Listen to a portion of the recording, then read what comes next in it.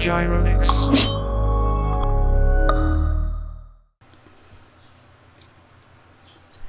Okay, another coding exercise. So this is laboratory exercise for this time we'll be applying another conditional statement. So far we are applying the if statement. So another conditional statement is the if else statement. Okay, so we'll apply for this exercise.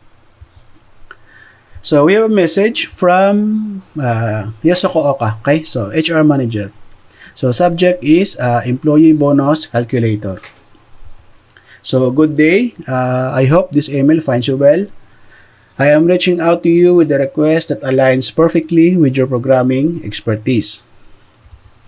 So as part of our ongoing efforts to streamline our HR processes, we are looking to develop a C++ program that accurately calculate the bonus entitlement for our employees based on their annual salary and years of tenure with the company. Okay, so this is the structure of the bonus. So for employee with less than 1 year, so sorry, okay, no bonus. So for employee with 1 year or more, but less than 3 years is 5% of annual salary. So for 3 years or more, but less than 5, so 10% of annual salary, and 5 years or more is 15% of annual salary. Okay, so 5%, 5, 10, 15. So that's the bonus, okay, percentage. So for 1 year, 3 years, and 5 years. Okay, so this is the overview of what the output should look like. Okay, so first, you're able to write or input your full name and your annual salary, then the year started, so your employment date, and the program will calculate automatically for your bonus. So for example, Gyro A Madrona, your bonus is 36,000 PHP. Okay. Your contribution to this project is greatly appreciated. Best regards, Yasuko. Okay, so let's open the CodeBlocks IDE. Okay, so let's create a project. So file, new, project, console application, okay, C++, next. So title, let's say lab 4. Then this is bonus calculator, or let's say employee. Okay, employee bonus calculator. Okay, browse your folder. So I will be saving in this C++ project. Okay, select folder. So next, okay, finish. Okay, open the main program. Okay, so run to check if there's an error. Okay, build, run. Okay, hello world. Okay, so no problem. And we don't need the statement. Okay, so let's document first the program. So we have / asterisk, / for the block comment. Okay, then let's create spaces or lines. So let's have a title. Title is let's say employee bonus calculator. Okay, so we can tab.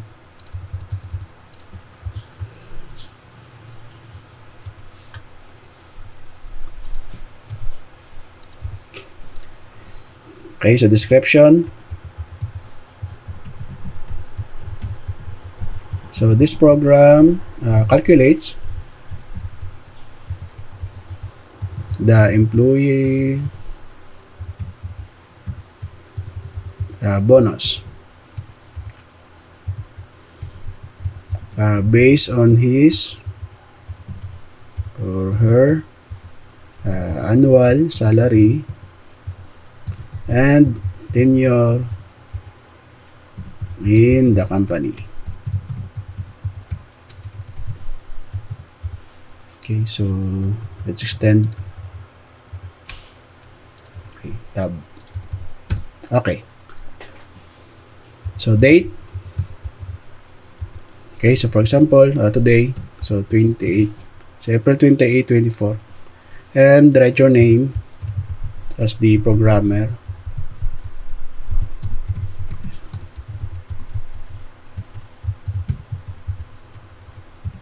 Okay.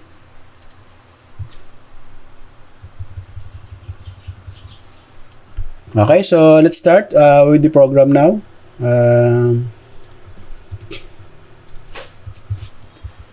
So let's outline first what the program will do. Of course, we need variables.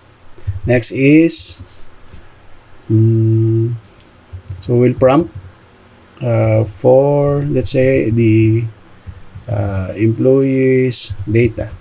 So that includes your full name, annual salary, and the date started. Okay. So next is we have, okay,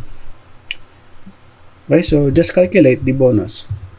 Okay, so calculate bonus. Okay, so if you remember the condition, we have, let's start with 5 years. So for greater than or equal to 5 years, or let's say to simplify 5 years. So this is what, 15%, okay, increase. 3 years is, so this is 3 years and more. This is 10%, right? Then 5% is greater than 1 year. Okay, so 5%. And less than 1 has no bonus. Okay, less than. Okay, so this is no bonus.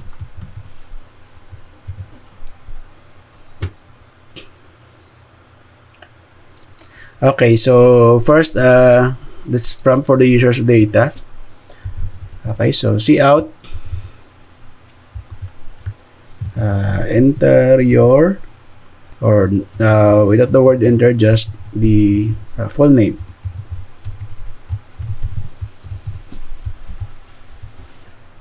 Okay, this time, since we'll be extracting the full name, which includes spaces, so the first name, space, the middle initial, then space, then the last name. So we cannot use cin, since cin will not store the values after this space.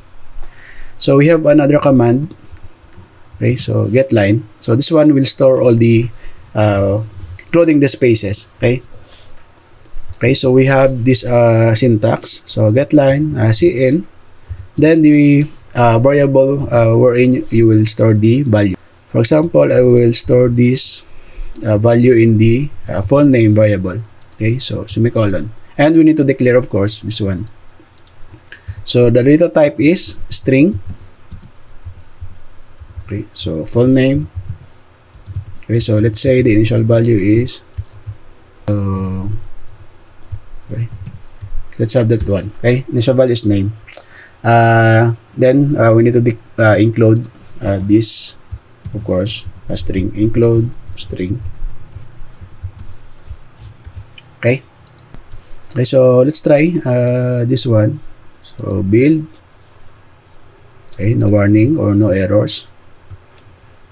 Okay, so I can type now my name. Okay, so it's good. Okay, continue. Next data is the annual salary. So we have cout, let's say annual salary. Okay, so I will extract this using, of course, cin only, since there's no spaces. I will store the value in this variable name annual salary. Of course, I need to declare. So I will copy this. Annual salary is integer, or no, you can have float or double. Okay, so since this salary will also include decimal point. Okay, so see in annual salary. So another one is the year started. So see out. Okay, year started or the employment date. Okay, so of course I will extract that. See in let's say the name is year started. Okay, that's the name of the variable. So let's declare this one. Okay, copy. This one is integer. So since this is year. Okay, so example, value is, initial value is 0. Okay, so let's try to run this. Okay, build and run. Okay, full name. Okay, annual salary, let's say 15,000. So year started, 2010, for example. Okay. Then the next display is the bonus. So based on this condition. So which means we need to calculate for the years of tenure, okay, of the employee. So we need that data. So we forgot. So calculate year of tenure. So we need this for the bonus calculation.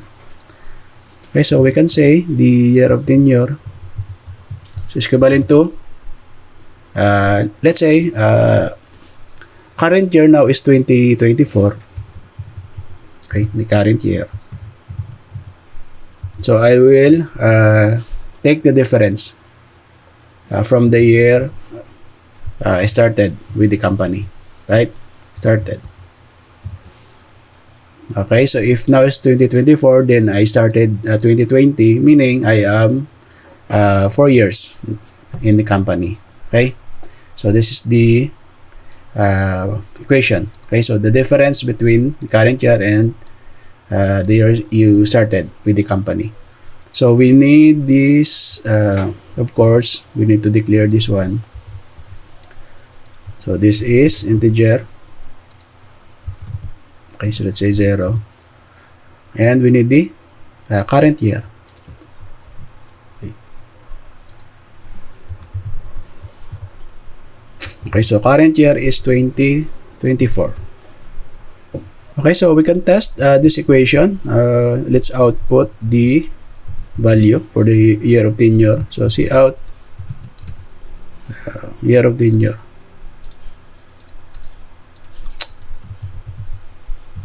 Okay. Okay, so let's try. Okay, so build, run. Okay, so let's say my name. Okay, so let's say 24,000. Let's say I started at 2020. So if I started at the company 2020 and now it's 2024, so my year of tenure is of course 4 years. Okay, so this is correct. Okay, so we are only checking if the equation is correct. Okay, so now I can delete this. I don't need that. So I am using that to test my equation. Okay, so we have now the year of tenure. So we'll be using this for the bonus calculation. Okay, so first 5 years. So if the year of tenure is greater than or equal to 5, right? 5 years. Okay, so the bonus is what? So the bonus is whatever your annual salary, okay, multiplied by 15%. What is 15%? 15% is 15 over 100. Okay, or just 0.15. Okay, then we need to declare this one, bonus. Okay, bonus is of course double. So initial value is 0.0. Okay, I will display the bonus here. So display bonus. So let's say see out. So your full name, okay? So see out full name. So whatever the user enters, so full name space. So your bonus is, okay, so whatever the calculated bonus. Then with the word PHP. Okay, so semicolon. Okay, so let's try for 5 years.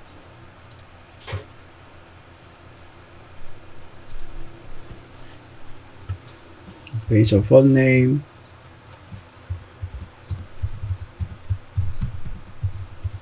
Okay, annual salary, let's say 10,000. Year started.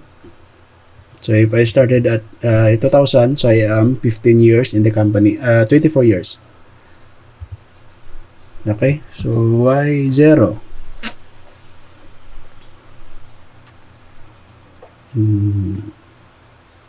Okay, so let's check. So supposed to be, it will not be 0. So 15% of 1,000. So that's the bonus.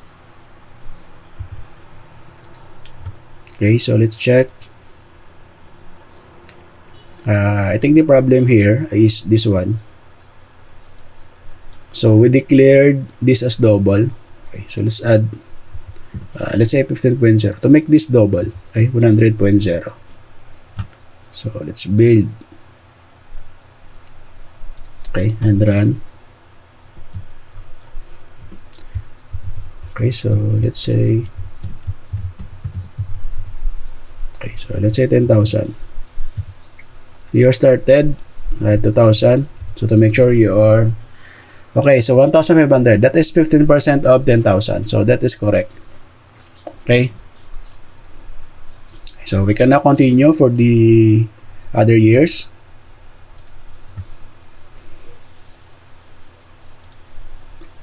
Okay, so we'll delete this now. Then for 3 years. So I'll be using as if the year of tenure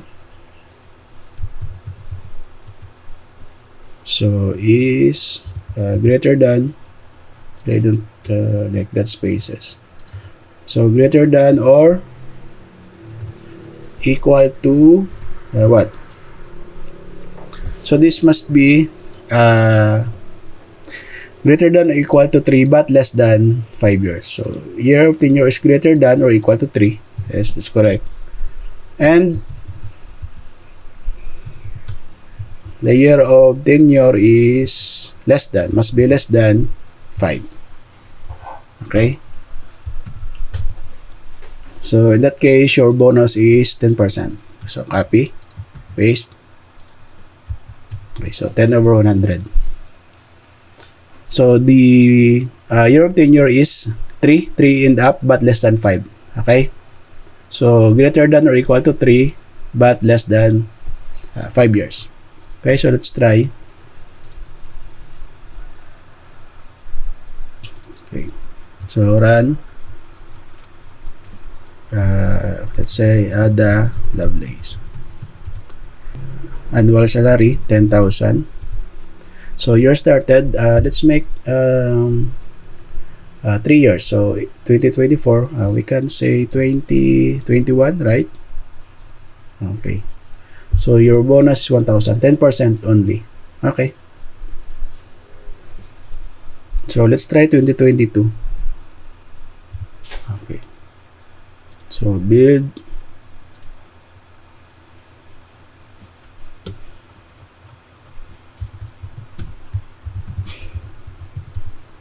Annual salary 10,000. So let's say 2022. So 2020, no. 2021 is 3 years, 2020. So you are now 4 years, but less than 5, so you must have 10%. Okay, so still 1,000. So I think that's good. And okay, we'll delete this now. Then the last is, or next is the 1 year. So more than 1 year but less than 3. So 5%. So I can copy this. Else if, okay, paste. Year of tenure is greater than or equal to 1 year, right? So 1 year and up, but less than 3. Okay, year of tenure is less than 3. So this is only 5%. Okay, so build. Okay, run. Okay, so let's try.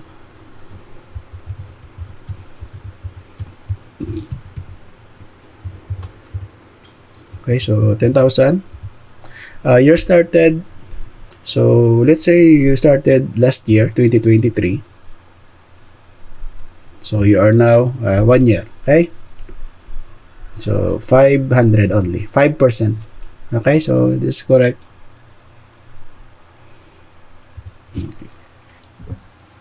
And the last, else,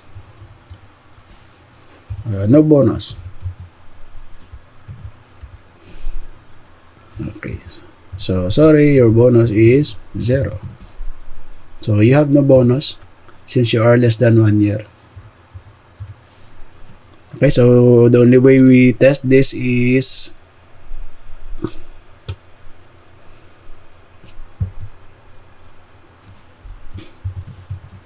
using the year 2020. So because we don't have months, only inputting year. So 10,000. Year started 2024. Of course, you have no bonus. Okay, 0. Okay, so next is we will add for the loop. Okay, so if or prompt the user if wants to continue. So first we need end line. Okay, so to create a new line, so say out end line, then you prompt the user. So do you wish to continue? Okay, so Y or N, yes or no. Okay, of course I will extract that, save that to the YN variable.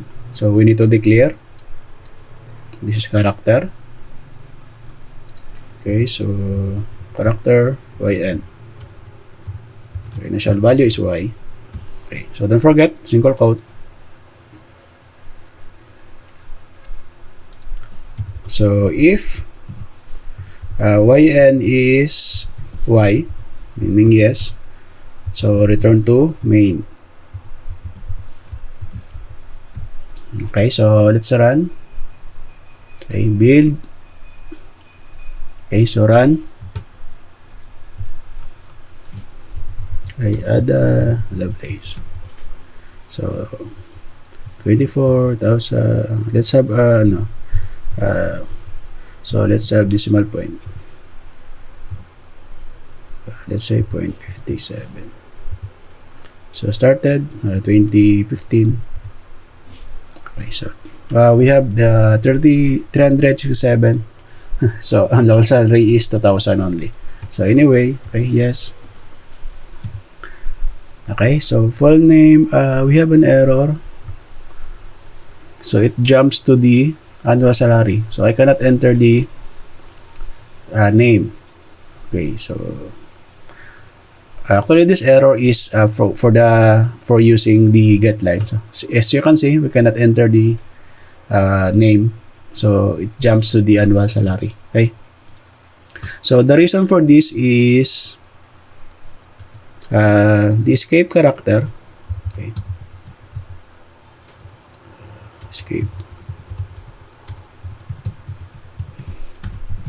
Okay, when you hit the enter to the keyboard, so is this one, the /n.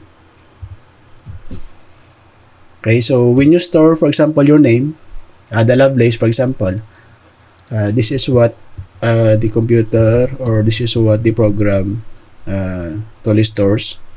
Okay, the storage looks like. So it will store that, of course, your Example, Lovelace. Then with this slash n. This is for enter when you hit the enter in the keyboard. Okay?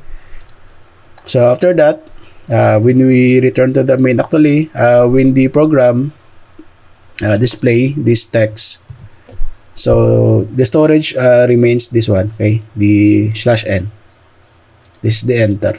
So that's why when we are going to run this program, okay? So let's run again. So for example, Ada Lovelace. So once I hit the enter, okay, so it will store this slash n. So the Ada Lovelace did this slash n. Okay, so for example, 10,000. You started 2020. So once the program, this one, Ada Lovelace, displays this extract this character, so the slash n will remain in the storage, which is again for enter. So when I hit Y, okay, so actually it's like you are pressing the enter key. So we need to clear out, okay, this slash n. So to clear this out, okay, so before entering or before calling the main function, we have this command cn, okay, ignore. So let's say one character only. So meaning it will flash this slash n. Okay, so let's try. Okay, so build, then run.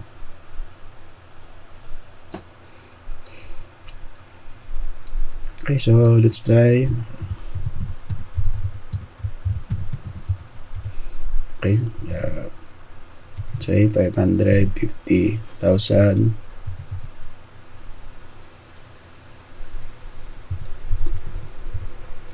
Okay, so you started 2015. Okay, so this is your bonus, 82,000. So do you wish to continue? Yes. Okay, so I can now enter my name, Ada Lovelace, for example.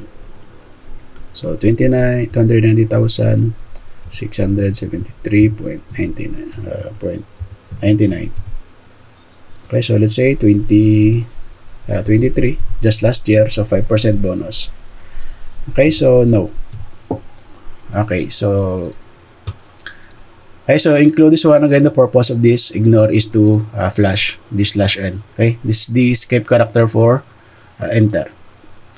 So this happens when we are using this one, get line. Okay, so this is the solution for Lab 4 exercise. So see you in the next exercise.